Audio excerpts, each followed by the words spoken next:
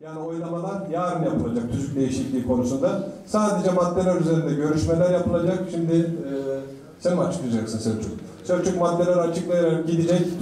Tüzük maddeleri üzerinde görüşmeler, görüşleriniz varsa burada sunabilirsiniz açık bir şekilde. Söz isteyerek madde madde işlerine geçersek daha sağlıklı yol alırız diye düşünüyorum. Buyurun. Tüzükle ilgili bir yönetime bir önemli taslağı var. Onun dışında o taslak ve geriyle ilgili çalışma yapan belki de başkaları da var. Mesela ben yaptım.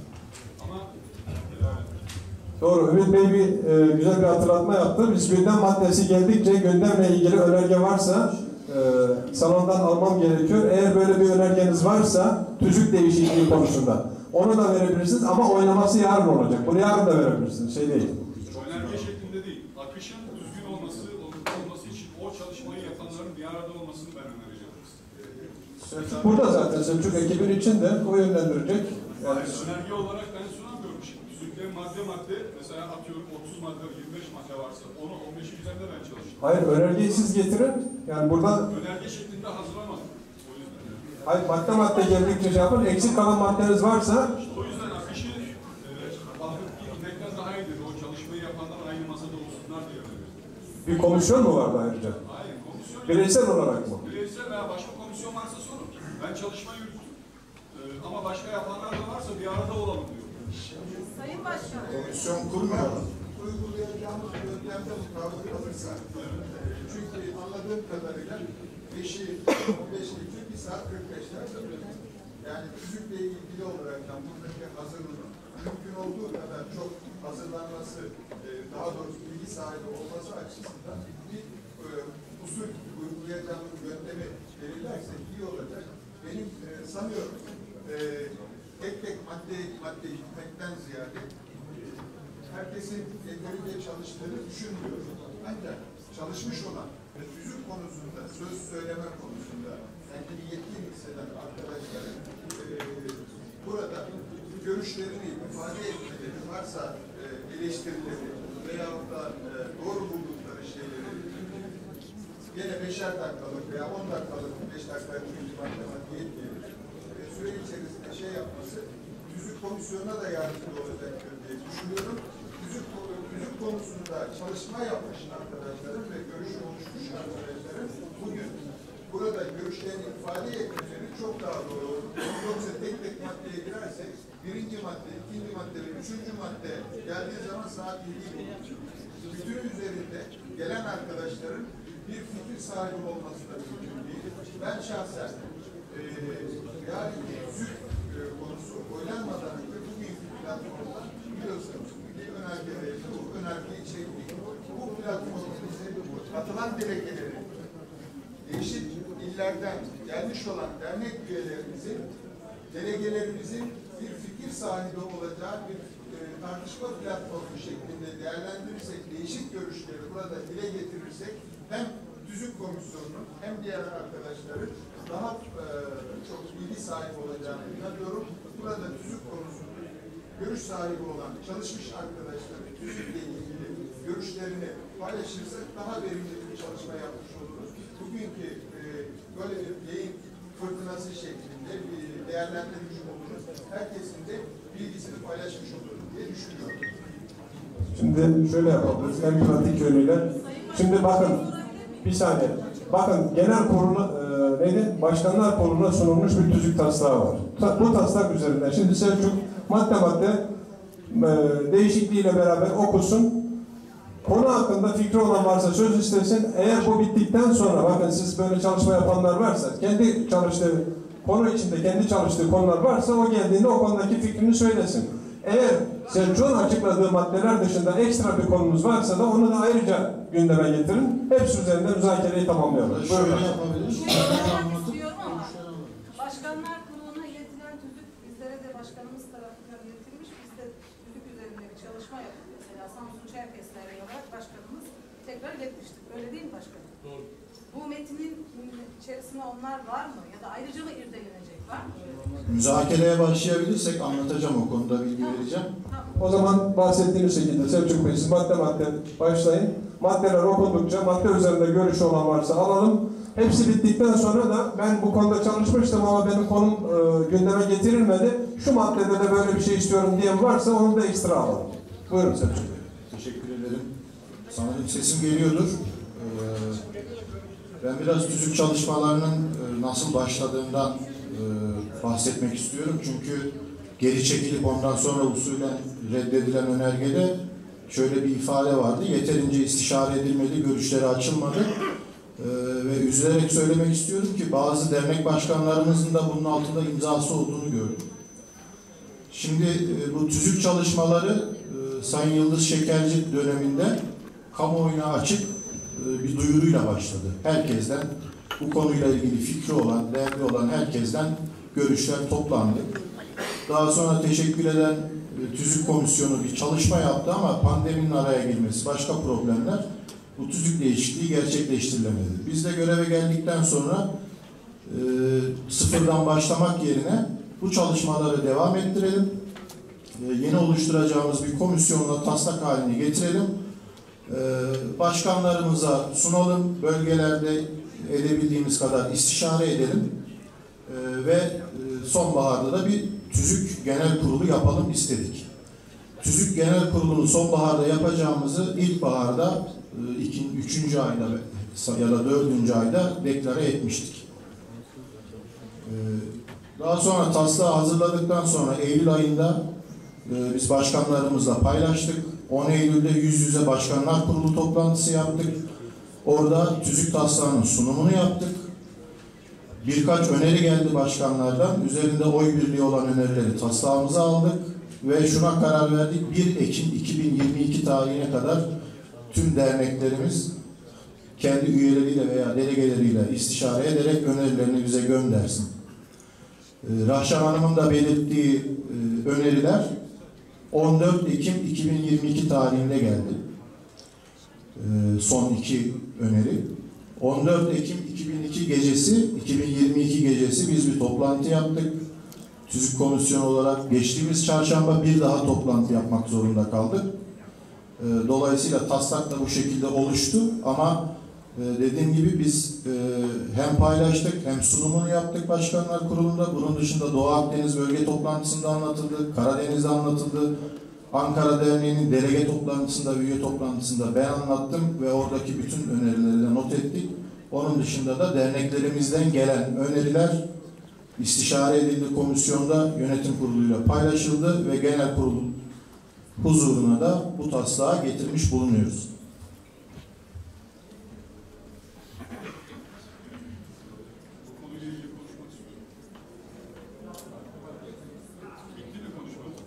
Şimdi şeye geçeceğim, tüzüğü taslağını anlatmaya geçeceğim. Ondan evvel konuşmak istiyorum. Madde konuşuyor. Hayır, bu usulle ilgili bizim de problemimiz var. Bizim dernek başkanımızın babasının vefat etmesi nedeniyle bu tüzük taslağını paylaşmadı. Ben başka yerden sağlamıştım, biraz çalışıydı. Yani dolayısıyla o verdiğiniz tarihte size İstanbul'a geri dönüş oldu mu hiç? İstanbul'da geçtiğimiz Perşembe toplantı yapıldı. Oradaki önerilerle ilgili dönüş oldu. Komisyon üyelerimiz, genel başkanımız da oradaydı. 2 Perşembe evvel. Evet. Bakın Ümit Bey. Konuşmadık.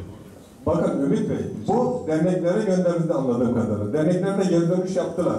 Eğer sizin bunun dışında bir öneriniz varsa madde geldikçe orada konuşalım. Yani yoksa bu şey değil, yani diğer derneklerden de mesela dernek başkanı ulaştırmamışsa, yani bunun şeyi şu anda genel kurula çıkarılmaması gerekir. Ben çalışmanın geçmişini anlatmaya çalıştım. Biz geri dönüşte benim bir katkım olmadı. Benim çalışmam gitmedi. Sebebi de söylüyorum yani başkanımızın babasının vefat etmesi nedeniyle ihmal etmişim. O nedenle diye. Bakın bunu telafi etme yöntemimiz var diyorum ben. Madde geldikçe o madde eğer sizin görüştüğünüz maddede yoksa kalkın burada söz alın, aktaralım. Ama durumu anlatmak için ben... Hayır, olabilir, değişik nedenlerle elinize ulaşmamış olabilir ama madde geçeceğiz şimdi hepsinde. Teşekkür ederim. Birinci maddede çok fazla bir değişiklik yok. İsim ve adres yerleşim yerinin bulunduğu madde. Burada biz bir değişiklik yapmadık. Öneriler içinde isim değişikliği önerisi vardı. Ama komisyonda ve akabinde yönetim kurulunda şöyle bir şey gelişti.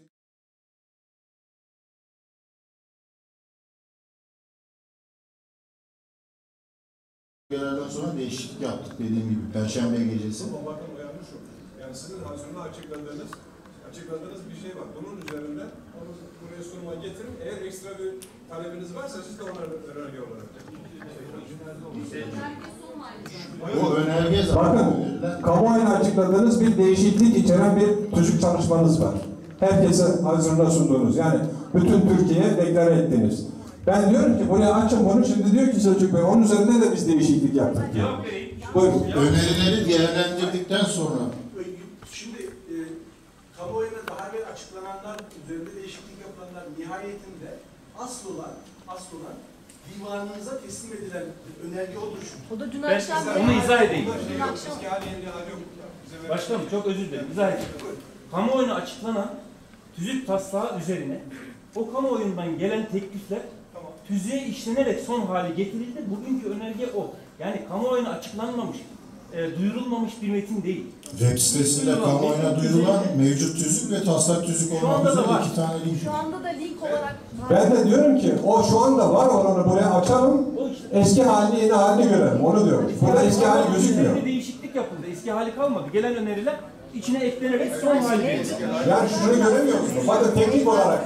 Şunu görebiliyor muyuz teknik olarak? Eski halini farklı bir renkle görme şansımız var mı? Onu diyorum. Farklı görürsün. Kafa karıştıran şey şu, burada böyle tablolar vardı. Bu tabloyla işlenmiş hali değil. Bu normal tüzük formatında işlenmiş gerekçesi ve Birinci madde açar mısın? Bir şey göstermek istiyorum. karşılaştırma tablosu var mı? Bakın. Gerekçe mevcut madde özüne dokunulmadan bırakılmış. Bakın teknik düzeltmeler yapılmıştır. Tamam mı? Burada anlam bütünlüğü açısından teknik düzeltmeniz hangisi? Onu görmek istiyorum. Anlatabildim mi? Doğru. Ha, bunu görmek istiyorum. Bunu Karşılaştırma görmek istiyorum. tablosundan Karşılaştırma kastım şu. yapıyorum.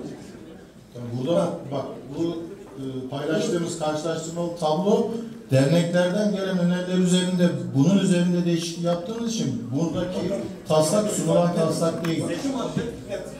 Burada bir değişiklik yapmışsanız diyelim ki mesela federasyon örnek veriyorum. Federasyon gelmedi. Ankara'da Mevcut tüzükteki birinci madde bu diye buradan okursun. onu diyorum. Buradan Ben onu ikisini göstersek daha pratik olur. Anlamda diyorum. Okuyun onu. Ama dediğim gibi ajandadaki sıkışıklıktan dolayı Karşılaştıralım. Ne değişmiş? Yani siz açıklayın, siz görüyorsanız deyin ki mesela Selçuk oku de ki şuradaki bakın anlam bütünlüğe bakımından teknik düzeltmeler diyor ya.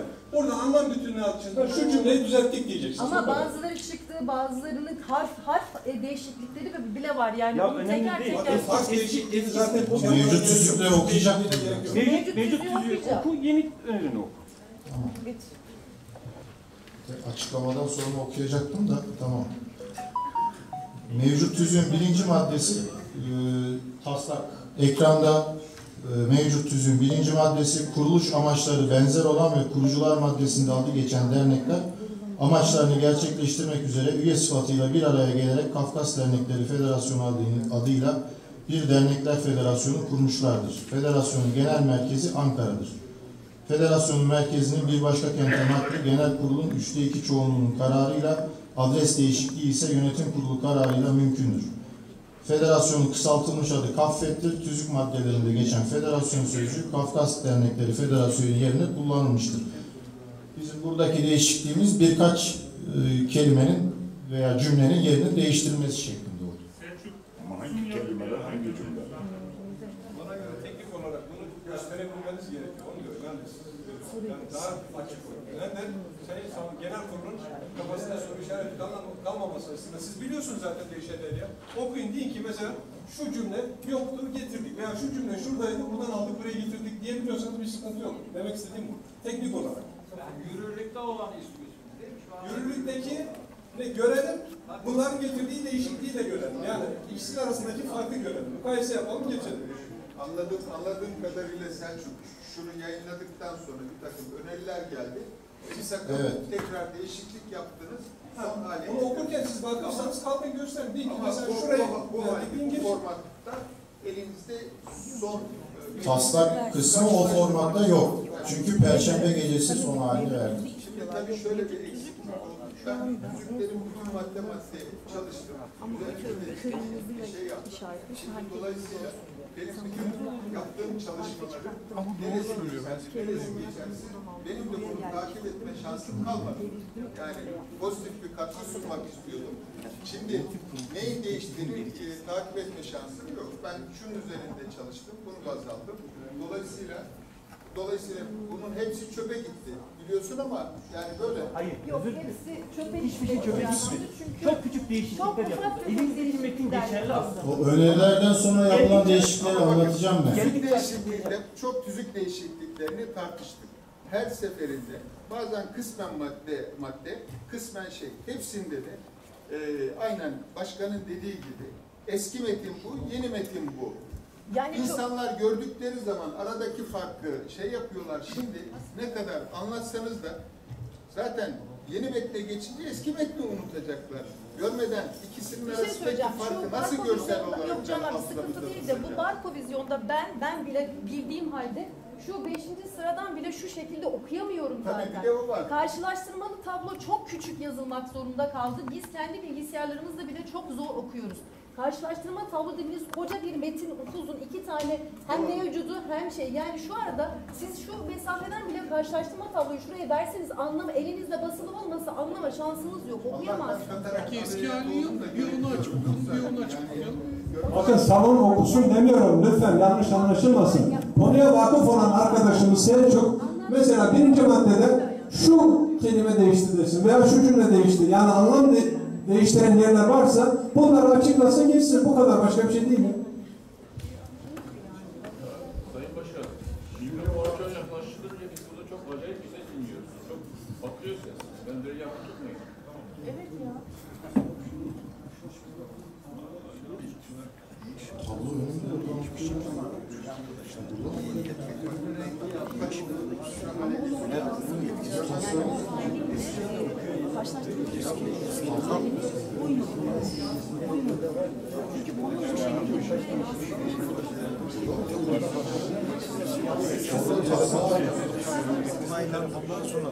Hayır, şu anda eskisini okuyor zaten. Oraya yaz. Onu ekranda mı istiyorsun? Ekranda istiyorlar. Bir şey değil. Yani bu cümle şuradan gerçekten bu halde atıyorum. Bu cümle bu hale geldi. Ya yani tane değişiklik yapma halini istiyor. Okuması yetmiyor. Senin aklını istiyor. Anlamanı beklemiyorsun. Ama ben 30 tane maddeyi, 30 tane maddeyi tek tek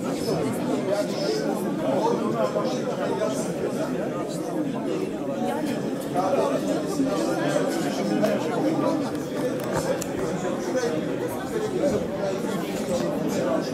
ama bu hale getirir. Yani son metni şöyle işlemiş. Buradaki şeyi okursun.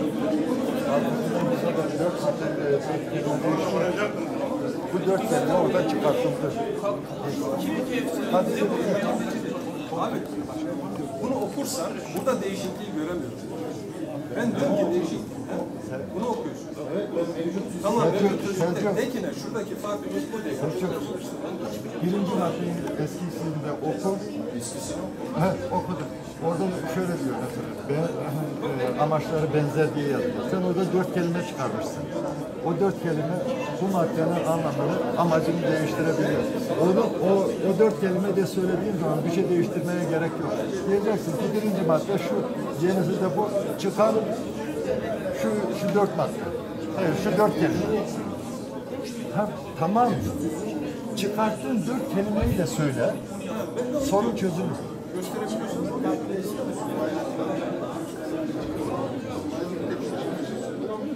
Yoksa bu şekilde önerdiğimiz metin şu de Açıklaması gerekecek. Şu kelime şunu değiştirir gibi bir şey yazılmasın. O zaman Şöyle daha detaylı şeyler neyin değiştirir? sen çok şu şekilde yapabilirsin. bak şunu da yapalım. Diyelim ki biz önerilen son söz budur. Bunu okuyalım. Onun ne kadar yapacak millet elindeki çocuk varsa orada veya web sayfasında Şu olabilir sadece. Eskiyi okuyacak, yeniyi okuyacak. Arkasında o yeni de eskiden çıkarttığı kelimeler hangileri onu söyleyecek veya cümle. Hepsi tek tek okuyacak orada hemen. Almaz değil ki önünde var. Kurtuluşa başlar benzer olan yerine Sizin hali okuyunca çıkıyor.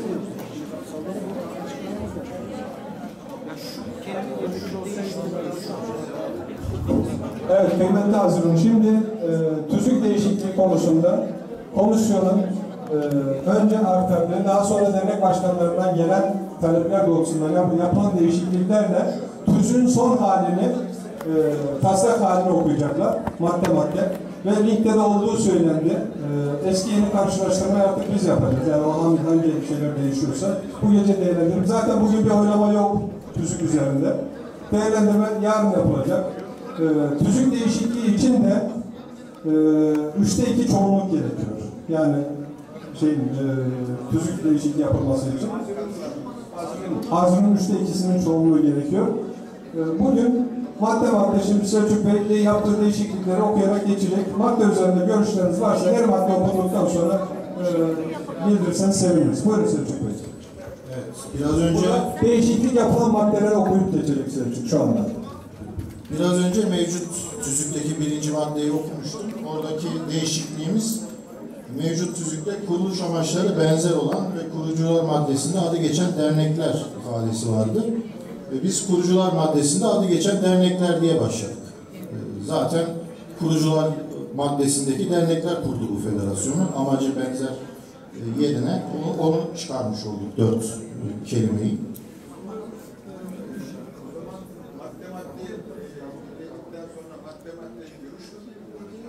Madde madde görüş bildirelim. 1. maddedeki değişikliğimiz bu yani. Özüne Evet, 1. dokunmadı. maddeyle ilgili değişiklik konusunda düşüncesi olan var mı? İsim değişmedi, bulunduğu yer değişmedi. Yine Ankara'da Kafkas Dernekleri Federasyonu ve Kafkas kısaltmasıyla federasyon. Benim bir sorum olacak. Çok büyük bir fark yok özünde çalıştım. Ama kuruluş amaçları benzer dernekler kurdular. Neden kuruluş amaçları benzer olan kurucuları çıkartmak ihtiyacı var? Yani burada da aynı amaç için toplanmış dernekler var. Aynı amacı gütmeyen veya aynı amaca çalışmayan dernekler dışarıda başka isimlerle dernekler kurdular. Acaba neden çıkartılmak istendi? Bunun bir gerekçesi olmalı ve bunun bütün derneklere izah edilmesi lazım. Çünkü oradakilerin birçoğu da aynı amaç doğrultusunda kurucu dernek. Zaten kurucu dernekler halihazırda federasyonu kurmuştu. Amaçlarının altının çizilerek her derneğin tüzüğündeki amaç bir kriter olmasın diye biraz daha sadeleştirerek yazma ihtiyacı hissettik. Yani farklı bir şeyi yok, amacı yok. Bana göre önemli bir ayrım. Amaçları benzer olmayan dernekler federasyonu kurmaz. Amaçları farklı olan dernekler zaten başka federasyon. Ama zaten kuruldu federasyon. Tamam, Kurulmuş bir federasyonun tüzüğünden bahsediyoruz. kurulmuş bir federasyonun tüzüğü. Cihan abinin söylemek istediği de şu. Bakın ben de tartışılır için bu. Birinci Kurucular kurulmuş gitmiş bir derneğin kurucularının şekli neden değişti? Şekli değişmiyor. Kurucular maddemiz aynı. Kurucular maddesindeki dernekler bu federasyonu kurdular.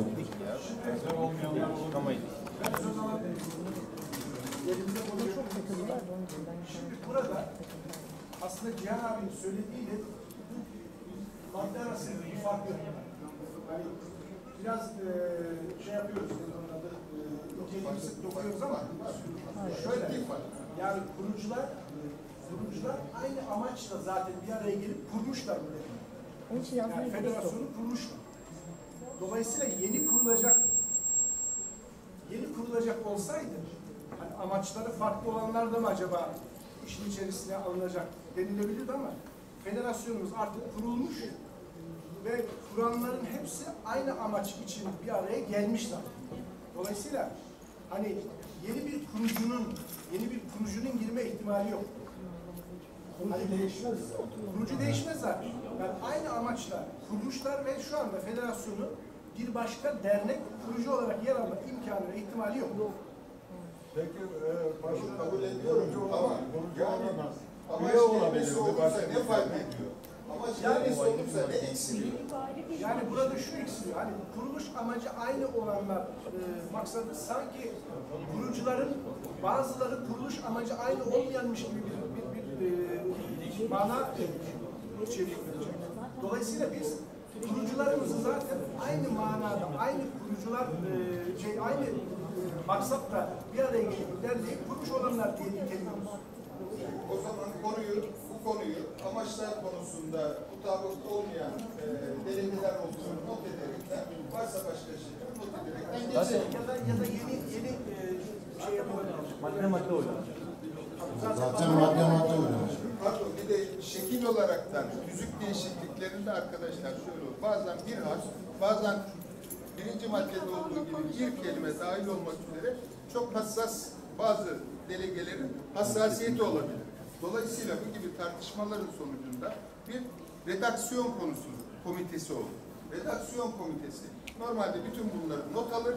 Ondan sonra bir ortak metin oluşturup ikinci aşamada kardeşim o gün oylanan şeyleri bugün bu şekilde sunduk diyerekten bu hale getirdik diyerekten sunarlar.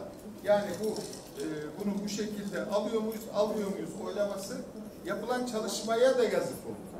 Çok ciddi bir emek var. Görüyorum bunu. Ama bütün delegelerin biraz önce söyledim. Amaçlar kelimesi benim açımdan madde 1'de çok önemli bir ayrıntıdır. Hassasiyet duyuyorum bu kelimeyle ilgili olaraktan. Kurucular arasında bulunmak hasebiyle. Aynı şeyi paylaşan diğer dernekler de varsa bunu yarın oynayalım.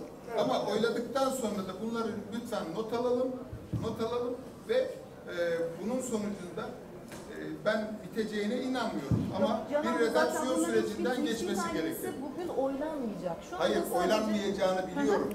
Ama bunların not alınması gerektiğini not ediyorum. Tabii ki bunlar not alınır da yani Zaten o değişiklik önerisi kabul edilmezse tüzükte aynı madde. Aynı madde. Hayır, oylamadığımız için yanlış da anlaşılmasın. İçeriğinin ben bugün bu toplantıyı çok önemsedim. Baştan bir önerge vermiştik. Tüzük konusu hiç tartışılmasın diye. Ancak bunu çektik. Ümit Başkan'ın hassasiyetini yapılmış çalışmaya hürmetimiz dolayısıyla, saygımız dolayısıyla ve bu platforma hakikaten gelmiş olan, gerekli bilgisi olmayan veya çalışmış olmakla beraber başkalarının gördüğü konuları kaçırmış olabilecek arkadaşların da bir fikir sahibi olacağı, yani burayı bir beyin fırtınası yaptığımız, tüzük üzerinde herkesin ortak fikirleri, ortak görüşleri oluştuğu bir platform haline geleceği ve düşüncesiyle çok faydalı bir görüşme platformu olarak ben gördüm. Onu iyi değerlendirelim. Evet, Fahri abi buyurun. Vallahi Atilla abi veriyor sözü. değerli arkadaşlarım, bu birinci maddede yapılan değişiklik sadece bir makyaj değişikliktir. Özel ilişkin bir değişiklik değildir. O 3-4 maddeyi, o 3-4 kelimeyi çıkarmakla federasyonumuz bir şey kazanmaz. Ne pratikte kazanır, ne teorik olarak kazanır. Dolayısıyla bu makyaj değişikliği için insanları tartışmaya gerek yok. Eski haliyle kalmalı, hiç bu değişikliği tartışmamıza gerek kalmadı kanaatindeyim. Özel ilişkin bir şey değil, faydası olan bir şey değil, çıkarmanın bir mantıklı gerekçesi yok. O zaman bu değişikliği bilgetinmenin yok. Dolayısıyla buna gerek görmeyelim ve tartışmayı boşuna bırakmayalım. Teşekkür ederim. Evet, şimdi bir başka şey geldi. Ümit Bey, size sormak istiyorum. Başkanlarımız diyor ki, biz bu tüzük değişikliği önergeleri bize geldi. Biz de üzerinde çalışmalar yaptık, tekrar gerisini geriye genel merkeze aktardık. Fakat genel merkez bunun işlenmiş halini bize göndermedi diyorlar başkanlarımız. Bu konuda... Arkadaşlar, bir yanılgı var. Şöyle bir yanılgı. Şimdi her önergesi bu tüzük değişikliğine işlenecek diye bir kaide ya da bir uygulama yok. Bakın.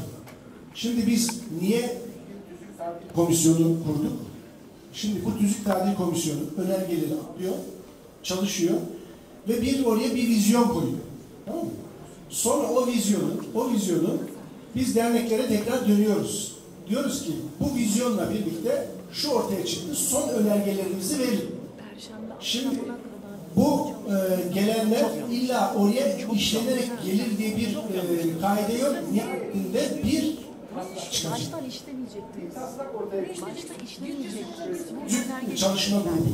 Başkanım gönderdiğinizden siz kendiniz de değişiklik yaptıysanız ondan da haberimiz yok. Ya şöyle şimdi o son Başkanlara verdiklerinizden siz kendiniz de değişiklik yaptıysanız ondan da haberimiz yok. Bakın son değişiklikleri biz Perşembe günü yapalım. Perşembe gününe kadar derneklerimizin sürekli değişiklik önergeleri geldi. Nihayetinde Perşembe günü bir taslak metin çıktı ortaya. Bu taslak metinde herkes kendi önergesini göremeyebilir. Şimdi yarın bugün biz işte bunları tartışacağız. Siz dersiniz ki bizim bu maddeyle ilgili önerimiz şudur. Önerge verirsiniz. Tamam, o duruyor zaten. Hepsine de başkanlığına tartışılır. Oylanır. Sizin verdiğiniz önerge tüzük olarak yasalaşır. Tüzük olarak taslak tüzük kabul edilirse taslak tüzük şey olur, tüzük olur. Bunların ikisi de elbette madde tamam. Almazsak mevcut haline kalır. Dolayısıyla tamam, ilk sürekli şu eleştiri geliyor. Biz göndermiştik, işlememişsiniz. Sorunun değil. Ümit Bey, o konuda kesinlikle bakın şey yok. Yani siz bir öneri gönderdik. Genel merkez bunu niye dahil etmedi diye bir sorgulama şeyimiz yok. TÜZK komisyonu. Fakat şey yaptınız mı Ümit Bey? Reyhan'ı da bir önerge verebilir. Aynı madde için hangileri oylanmayı ve yeterli sayıyı yakalarsa artık tüzük maddesi olur. Bu sorunu çözebilir. Önerim var başkanlığa istişare 2 dakikalık bir müsaade istiyoruz. Bu arada tüzük maddesi hakkında görüş beyan etmek isteyen kim vardı? Bekir Bey buradaydı. Birinci maddeye görüşmek istiyorum. Evet, birinci madde. Sen geliyor musun Ümit? Hayır, ben birinci için bir şey sorayım. Bekir, sen söz istiyordun.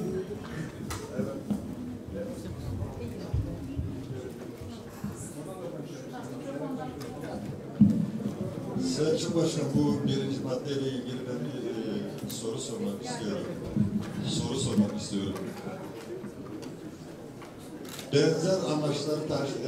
Benzer amaçlar kelimelerini çıkarttınız, 2 kelimeyi. Üyelik başvurularıyla ilgili bölümde herhangi bir dernek üye olmak istediği zaman bu çıkardığınız 2 kelime ön açıcı olabilir mi? Hayır. Başkanım bundan sonra üye olacak derneklerle ilgisi olan bir madde değil. Anladım. Kurucu derneklerin amaçları. Onu anladım. Onu da etkilemez. Etkilemez. Bundan sonra üye olacak bir derneği bu maddedeki değişiklik etkilemez. Tamam, güzel. Şimdi bize sunmuş olduğunuz tüzük değişiklikleriyle ilgili bize ulaşan bu değil. Biz bunları başkanlar olarak bilmiyorum, başkaları görmüş mü bilmiyorum ama ben bunu görmedim. Bunun üzerinde de hiçbir çalışma yapmadım. Dolayısıyla bu bitmiş şekliyle bu akşam paylaşamaz mısınız bunu bizimle? Paylaşırız. Sitede de paylaşıldı. Önerge alalım. Ama başkanlar kuruluyla paylaştığımızdan çok küçük değişiklikler var orada. 8 Eylül'de paylaştığımız.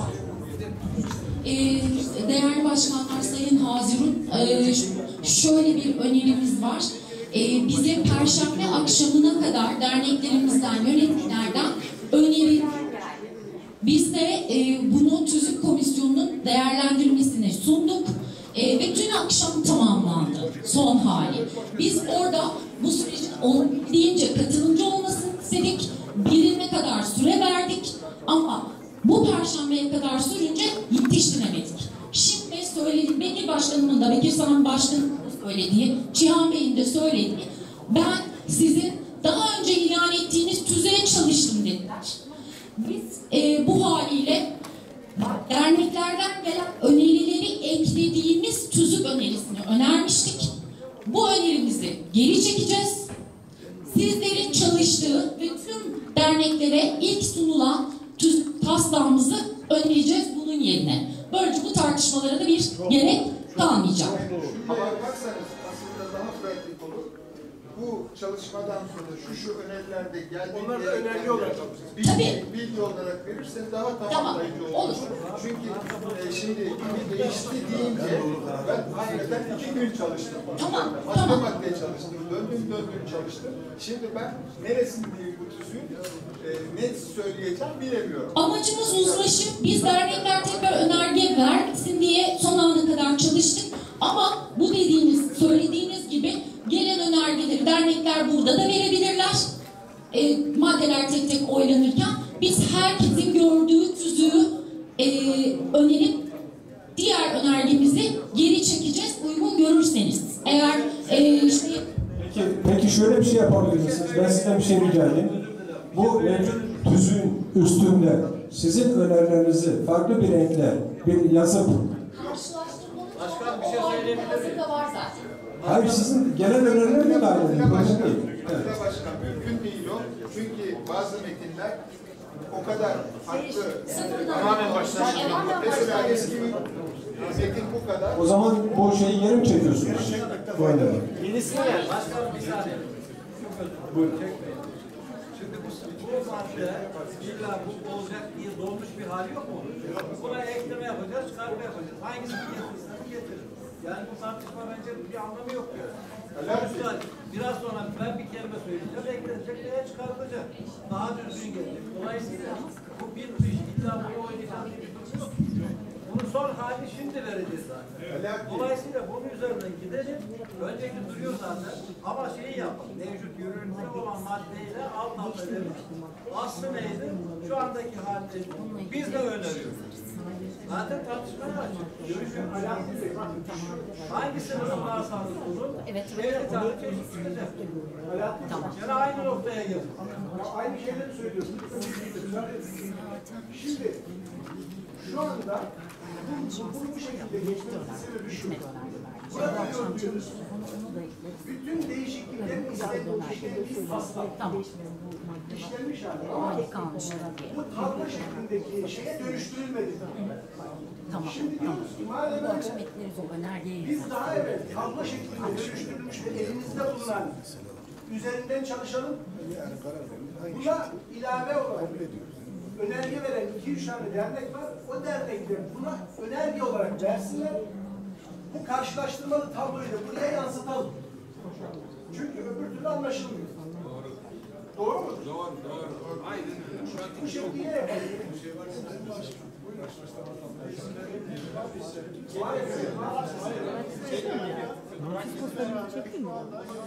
Aldın mı?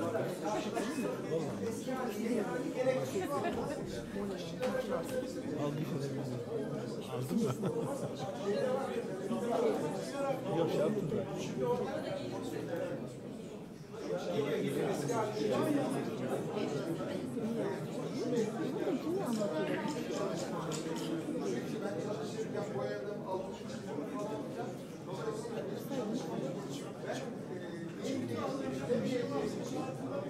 Herkesin canına yapması gerekiyor. Ama değiştiyse bizim çalıştığımız değildi. Hayır canım, ben hazırladım değil mi? Birinci madde değişmedi ki, gözünü seveyim ya. Şimdi Mesela Kanarya Sevenlerinin onunla bunun alakası yok. Üye olma şeysi başka, maddesi başka. Bu kurmuş dernekler. Kurmuş bir faydası yok bu değişikliğin kimseye. Çıkarmasının da bir faydası yok. Orijinal kalmasının da bir faydası yok. Diyorlar da hayır orijinal kalmasın. Takılacak bir şey değil. Madem orijinal haline kalsın, kurmuşlar kalsın.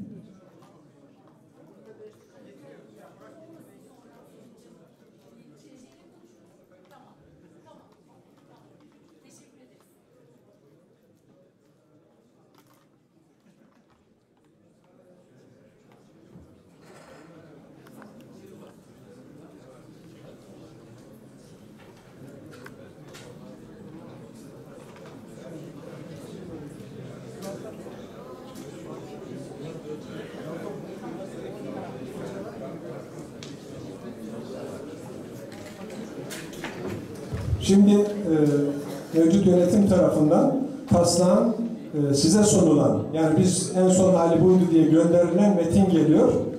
Metin üzerinden çalışmamız devam edecek ve bu önergenin ekinde olarak sunacağız. Eğer üzerinde görüşmeler neticesinde genel kurulundan farklı bir metin çıkmasını istiyorsanız onları da dahil edeceğiz. Fakat burada dahil etmek demek bu konu kabul edildi demek değil. Onu da bilin. Yani sizin öneriniz varsa sunarsınız. Bu son hali yarın tek tek oylanacak. Yani tek tek veya toplu halde nasıl arzu ederseniz onu genel kurula sunacağız. Tüzük maddeler halinde de olabilir. Hepsi birden de olabilir. Nasıl isterseniz yarın oylaması yarın. Bugün oylama yok. Bugün sadece görüşlerinizi ifade edip geçiyorsunuz. Onu söyleyeyim.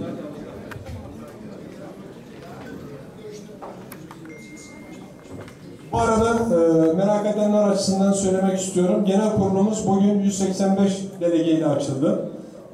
Delege sayımız 185 delege imzasıyla açıldı. Delege olup da gelip de imzalamayan varsa hazırın listesi bizde, kartları da bizde. İmzalayıp kartını da alabilir. Yani merak eden varsa bugünkü sayımız buydu. Bence 400'ün üzerinde açılış yapmamız gerekirdi. Yani günlerdir kamuoyunu meşgul eden bir sürü konu konuşuluyor burada. Hadi bir kısmı yarın gelecek. Onları saygıyla karşılıyorum ama lütfen delege seçerken derneklerimiz burada. Allah'ınızı seviyorsanız bu işlere gönüllü, biraz kafa yoran ve gel dediğinizde de gelebilecek insanları delege yapın. Yani bu işe gönül veren insanlar olsun. Yani delege seçerken ya Ahmet'i de delege yazalım, üzülmesin değil. Lütfen bu topluma faydalı olur. Bize ön ışık, yol açar dediğiniz insanlar varsa delege olarak bunları yazalım ve buraya dolu bir genel kurul yapalım lütfen. Yarı yatıyorum. Geldi mi şey? Tamam. Evet, kaldığımız yerden devam ediyoruz. Bu size gelen taslak üzerinden devam ediyoruz şu anda. Bunun üzerine sizin ilave mesela şu da olsun dediğiniz varsa görüş ifade edebilirsiniz burada. Gerekiyorsa önerge olarak da verebilirsiniz, yarın oylarız. Evet, buyurun. Tek şey yapmayın. İkinci maddeden devam ediyorum uygun görürseniz. Birinci maddeyi görüşmüştük. Birinci maddeyle ilgili notumuzu alıyor muyuz? Alıyoruz. Yani kuruluş amaçları benden olan sözlüğü çıkartılmamalı diye düşünüyorum. Onun notunu aldık. İkinci maddemiz federasyonun amaç maddesi. Sol tarafta gördüğünüz mevcut tüzük, sağ tarafta gördüğünüz hazırlanan ve Başkanlar Kurulu'na sunulan taslak. Burada tabii federasyon 2003 yılında kuruldu. Bunu göz ardı etmemek lazım. O dönem bazı kelimelerin kullanılması belki çok mümkün değildi. Bu Kafkaslı gibi kullanımı olmayan ama yazılmak zorunda olan bazı kelimeler vardı. Biz onun yerine yeni bir metin yazdık. İlk iki paragrafı biraz daha çok fazla bağlamından koparmadan ama biraz daha Çerkes soykırım ve sürgünle atıf yapan ana vatana koşulsuz dönüş ve vatandaşlık gibi hakları federasyonun amacı haline getiren ifadeler ekledik. Üçüncü paragrafı da bir kamu yararına dernek olmak üzere bir başvuru yapmak istiyoruz. Onun şartlarından birisi de mevzuattaki temsil ettiğiniz kitle yerine bütün kamuya yönelik bazı ifadeler olması gerekiyor, aranıyor tüzükte. Üçüncü paragrafı da bu statüyü elde etmiş derneklerden bir tanesinin tüzüğünden yani kabul edilen bir metni ekledik diyeyim. En kapsamlı değişiklik yapılan maddelerden birisi bu.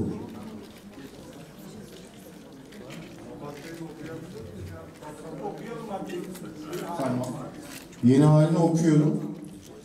Federasyonun amacı ana vatanlara Kafkasya'dan 21 Mayıs 1864 tarihiyle sembolleşen soykırım ve sürgün sonucu koparılmış bulunan halkların kimliklerini, ortak hak ve menfaatlerini korumak, kültürel, sosyal ve politik sorunlarının çözümü için her türlü çalışmayı yapmaktır.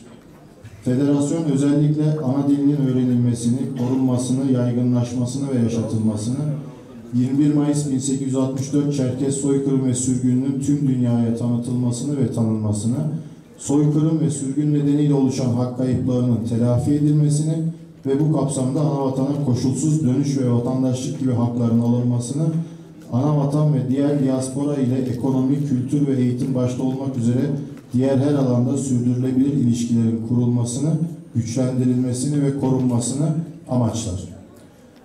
Üçüncü paragraf dediğim gibi kamu yararına dernek statüsü için. Bununla birlikte herkesin insanlığın ortak değerleri olarak kabul edilen temel hak ve özgürlüklerden ırk, renk, cinsiyet, dil, din, siyasal ya da başka görüş, ulusal ya da toplumsal köken, mülkiyet, doğuştan veya başka durumdan kaynaklanan ayrımlar dahil hiçbir ayrım gözetilmeksizin yararlanma hakkına sahip olduklarını kabul etmek ve bu ortak değerlerin yaşatılması ve herkesin bunlardan yararlanabilmesi, çevrenin ve genel sağlığın korunması için gerekli çalışmaları ve kamu yararına her türlü faaliyeti yapmak federasyonun amaçları arasındadır. Bu maddeyle ilgili yeni halimiz var. Buyurun Ümit Bey. Bu maddeyle ilgili değişikliği destekliyorum ama ikinci paragrafta soykırım ve sürgün nedeniyle oluşan hak kayıplarının telafi edilmesi ve bu kapsamda ana vatana koşulsuz dönüş ve vatandaşlık gibi hakların alınmasının değiştirilmesini istiyorum.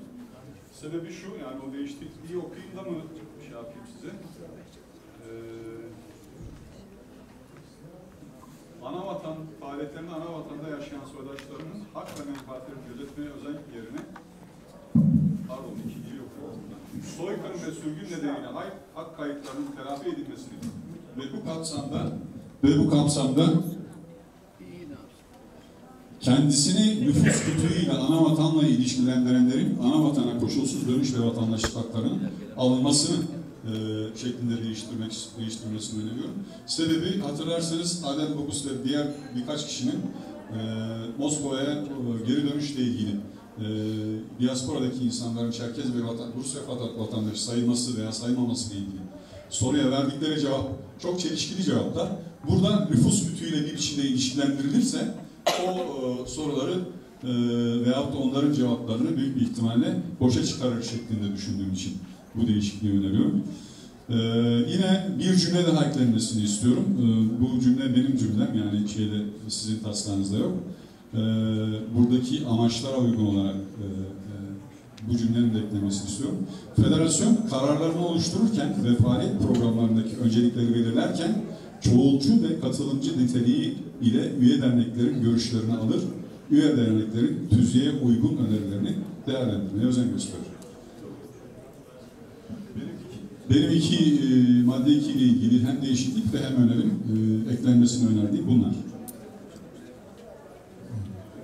Buyurun Ayşen Hanım.